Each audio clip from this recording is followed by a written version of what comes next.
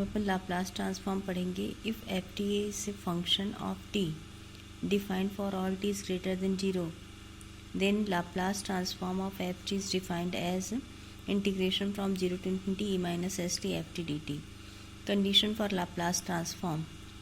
The Laplace transform of ft exists if first ft is a piecewise continuous function, second ft is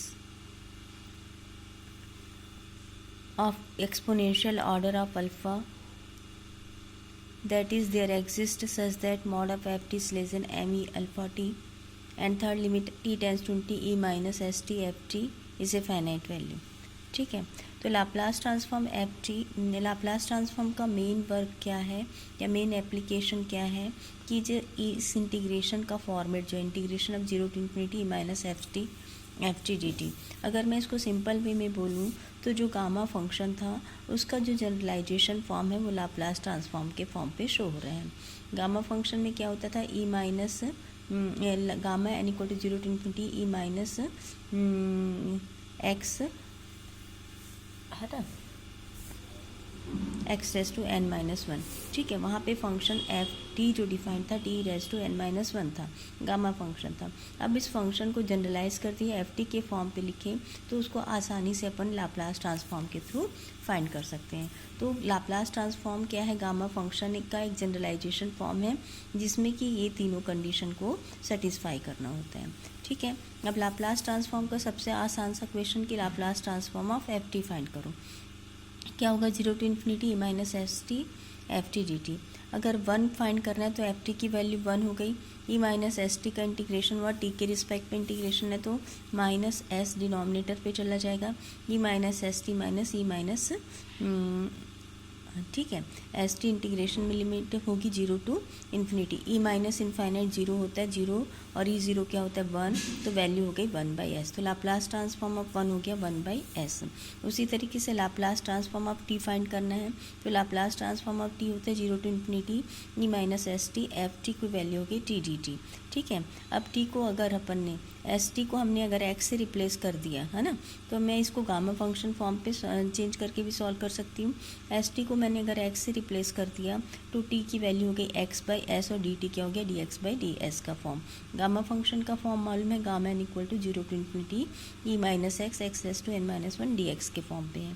तो अब इसको integrate कर रहे हैं 0 to infinity E minus x, T क्या है हमारे पास x/s और डी टी क्या है dx/s है. तो पावर ऑफ s क्या हो गया? स्क्वायर के फॉर्म पे हो गया. Integration 0 to infinity E minus x D X के फॉर्म पे है.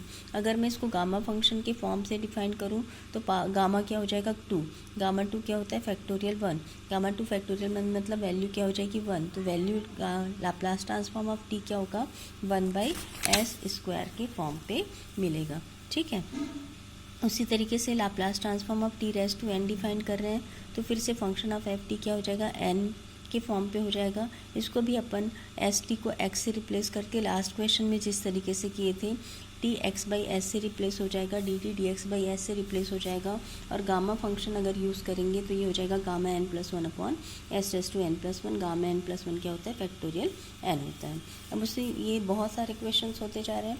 अब ट्रिग्नोमेट्रिक फंक्शन का फॉर्म देखेंगे कि अगर Laplace transform of cos t find करना है तो एफ टी को cos t से रिप्लेस कर देंगे और इंटीग्रेशन का जो कॉम्प्लेक्स सिंपल सा फॉर्मूला होता है E X cos bx dx equal to E x upon a square plus B square a cos bx plus b sine bx. इस फॉर्मूले को यहाँ पे यूज़ करेंगे ई minus S T upon S square plus 1 minus S cos T plus 1 sine T.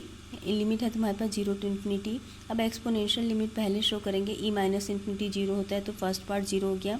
अब lower limit put करने से cos 0 1 होता है, साइन 0 0 होता है तो वैल्यू हो जाएगी अपन की s upon S square plus 1. ठीक है. अब नेक्स्ट फॉर्मूला अपन फाइंड कर रहे हैं Laplace transform of sine t का. फिर से उसी तरीके से बेसिक फॉर्मूला यूज़ करेंगे इंटीग्रेशन का e x upon a square plus B square a cos bx minus b a cos sine b x minus b cos b x.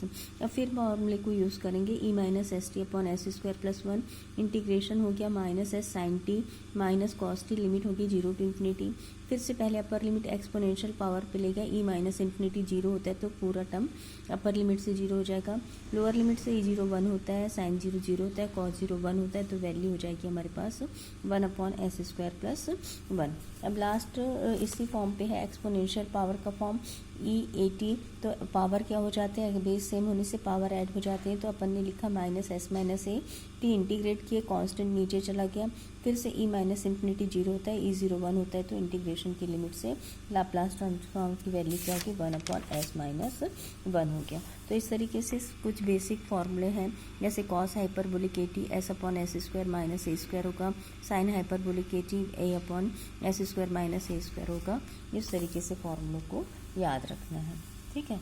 Cos hyperbolic T के लिए देखो उसी तरीके से फॉर्मूला एक्सपोनेंशियल में change करके फॉर्म करना है, साइन हाइपरबोलिक AT का भी फॉर्मूला उसी तरीके से फॉर्मूला यूज़ करके सॉल्व करें, एक्सपोनेंशियल फॉर्म पे चेंज करके। थैंक यू, आज के लिए इतना फॉर्मूला सही है।